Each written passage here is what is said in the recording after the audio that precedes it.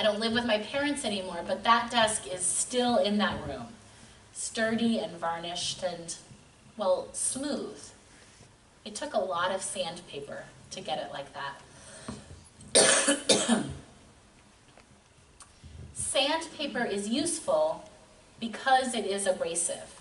That's its job, to rub something slowly, methodically, constantly, until that something is raw.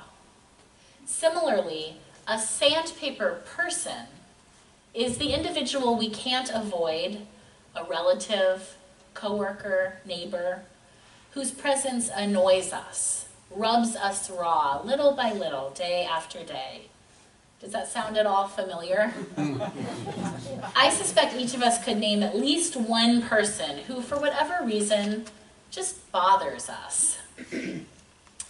Before ministry was on my horizon, I was a medical assistant at a feminist family planning clinic. One of my coworkers was a person with very low boundaries, if you know what I mean.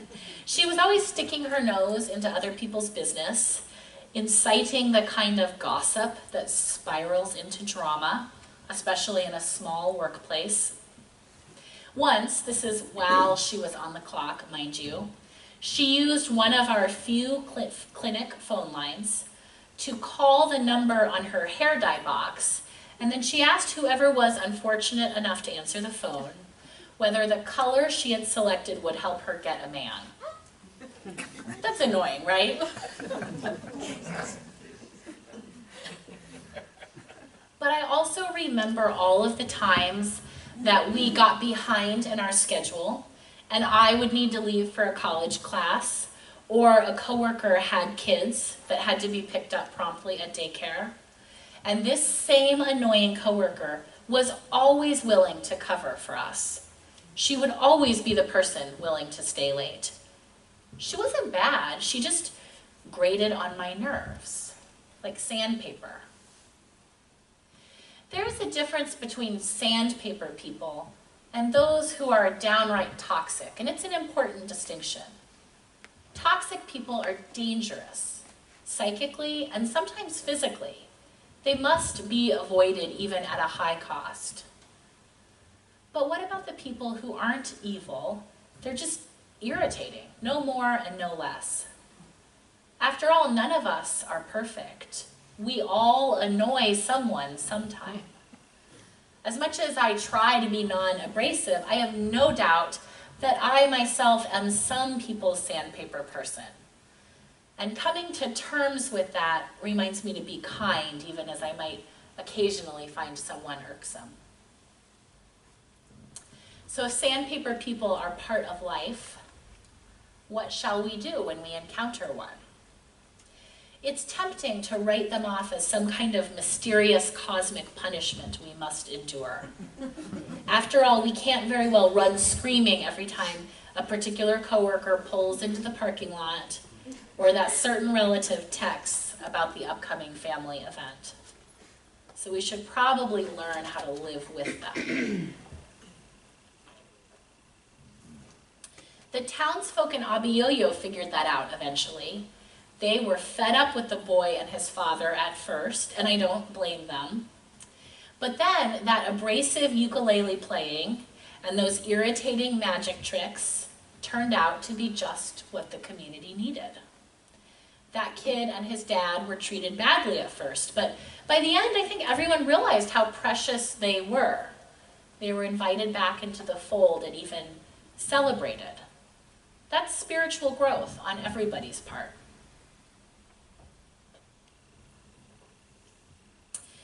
Maybe all sandpaper people are actually opportunities for spiritual growth. Annoying as certain individuals may be, as much as they rile and rough us up, they can smooth us out as well. Can we learn something from them, even if we never grow to love or even like them? My sandpaper coworker did teach me something. She cornered me one day in the awkward block of counter space where I worked, and she showed me that if I wrapped and arranged the medical instruments in a particular way, I could fit more of them into the autoclave. If I could sterilize more equipment at once, then I could run the machine less often, thus saving substantial minutes, a handful of times each day. Is a tip this practical a spiritual lesson? I would argue yes. Yet the undoubtedly spiritual lesson I learned from her is simply that I can learn from people I don't like. In this case, the situation was pretty clear-cut. She appeared in my realm, bearing really helpful information. Fewer autoclave batches equaled a less stressful job and a more smooth running of the overall operation. Unfortunately, the way this works isn't always obvious. How do we move from being irritated to attaining spiritual insight? This is one of those questions to which there are no wrong or right answers and many worthy paths.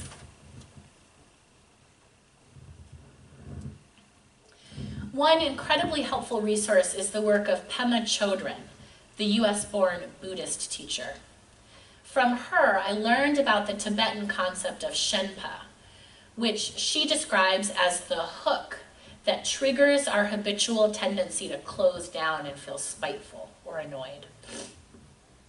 She says that getting unhooked begins by recognizing that moment of ease, so we can learn to relax in that moment. Shenpa is usually involuntary, and it gets right to the root of why we suffer.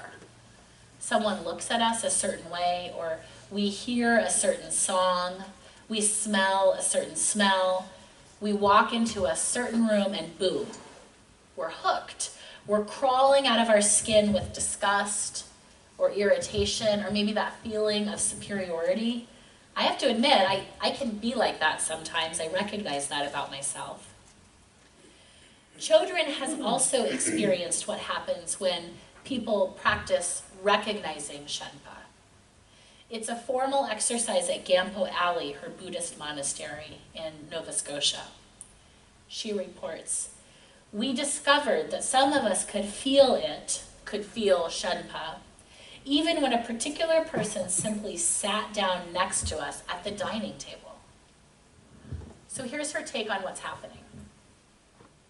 Shenpa thrives on the underlying insecurity of living in a world that is always changing. We could also call Shenpa the urge to smoke that cigarette, to have another drink, to indulge our addiction, whatever that is. Those with strong addictions know that working with habitual patterns begins with the willingness to fully acknowledge our urge, and then the willingness not to act on it. She writes, if we can see Shenpa just as we're starting to close down, when we feel the tightening, there's the possibility of catching the urge to do the habitual thing and not doing it. So that's hopeful. And then there's more. To support and contain this process, Chodron strongly recommends a meditation practice. And there are some other steps that she suggests as well. Does someone bother you? Stay with the uneasiness, the tightening, that itch of Shenpa. Train in sitting still with the desire to scratch. This is how we learn to stop the chain reaction of habitual patterns that otherwise will rule our lives. If we're willing to practice this over time, prajna begins to kick in. Prajna means clear seeing. It's our innate intelligence, our wisdom. By focusing on prajna, we begin to see the whole chain reaction clearly. As we practice, this wisdom becomes a stronger force than Shenpa. That, in and of itself, has the power to stop the chain reaction of being driven to distraction by our sandpaper people. We might not like them, but they will no longer provoke in us such vehemence. The earlier we catch it, teaches Chodron, the easier Shenpa is to work with. But even catching it when we're already all worked up is good. Sometimes we have to go through the whole cycle just to see what we're doing. The urge is so strong, the hook so sharp, the habitual pattern so sticky, that there are times when we can't do anything about it. But there is always something that we can do after the fact. We can rerun the story. Maybe we start with remembering the all worked up feeling, and we get in touch with that, with how annoyed we were. We look clearly at the Shenpa in retrospect. That is very helpful. Don't bury it. You don't have to be ashamed of being annoyed. It's also helpful to see Shenpa arising in little ways, where the hook is not so sharp. So for example, maybe the person who hooks you is a close relative, and it's an old, deep, powerful cycle. That's a lot to tackle. Maybe a realistic goal is to simply notice the times when you realize in retrospect that you got stuck in that loop. The development of that prajna, remember that's clear seeing, might prepare you to one day reflect that the reason your neighbor annoys you might actually be because of their resemblance in habit or characteristic to the relative with whom you struggle. Well, that's good to know. Start there. See what else you can learn. Build up to tackling the more ingrained relationship. I find that the simple act of noticing my thoughts can be tremendously liberating when someone is getting on my last nerve. Staying with whatever hard feeling is present is difficult. I didn't grow up knowing how to do this, and in this culture, most of us don't. But doing it can seem like a magic trick in keeping me from suddenly realizing I'm seething with irritation and I'm not sure how I got there or how to get back on track. Simply acknowledging what I'm feeling without judging it can, on my really good days at least, help me to be open and even curious toward my sandpaper people. After all, everybody has a heartache. An important reminder from our reading today by Joe Harjo, the renowned Creek Nation poet. Everybody has a heartache. Everybody has a story to tell, and it's not always obvious from the outside what that is. My friend Cassie had a powerful experience of just what I'm talking about, and she gave me permission to share it here. Growing up, her family befriended a difficult woman who was incorporated into most family events, but she was not particularly easy to be around. At Thanksgiving, it seemed like she would come just to criticize and suck the energy out of the room. Years have passed, and Cassie lives many states away. When she was 7 months pregnant last winter, this family friend announced her intention to visit. I said, "Are you kidding? Just tell her no," but she's nicer than I am. And so she said, "Sure, why don't you come?" It wasn't exactly a welcome visit, but Cassie felt that she couldn't refuse. And so 5 days after she gave birth, this friend arrived. When this friend didn't get what she wanted, her bad mood would drift everywhere. Cassie described it to me as a bad mist. This friend expected a lot of one-on-one time with her and seemed insulted that Cassie was preoccupied with nursing and sleeping and this really big transition of having a human come out of her body and into her life. Yet as the days of the visit wore by, Cassie saw that this person was suffering spiritually. She was lonely. Life had not gone as she had wanted. She didn't have healthy ways to fix her loneliness. All of the stories she shared about her life betrayed that manipulation was her only mode of being in relationship with those from whom she desperately sought comfort and connection. Isn't that sad? Cassie began to see that everybody has a heartache. She even ended up being grateful that she had more than just a single holiday meal mediated by others to spend with this family friend. It forced her to be more present with the discomfort of this person's company. And that ultimately proved the key to her noticing what was happening on a deeper level. Instead of judging her friend, finding her lacking, and then just discarding her as a simple annoyance, she started to see the complexity of this person, in all her shortcomings, yes. Yet she also glimpsed the tremendous disappointments that life had contained for this person. And in understanding that, and in noticing that she still kept trying to connect in spite of all of her challenges, Cassie found a place of deep compassion. Cassie was surprised to realize that her spiritual lesson was humility. She herself is a happy newlywed. She has a healthy, beautiful baby, meaningful work, a community of connection.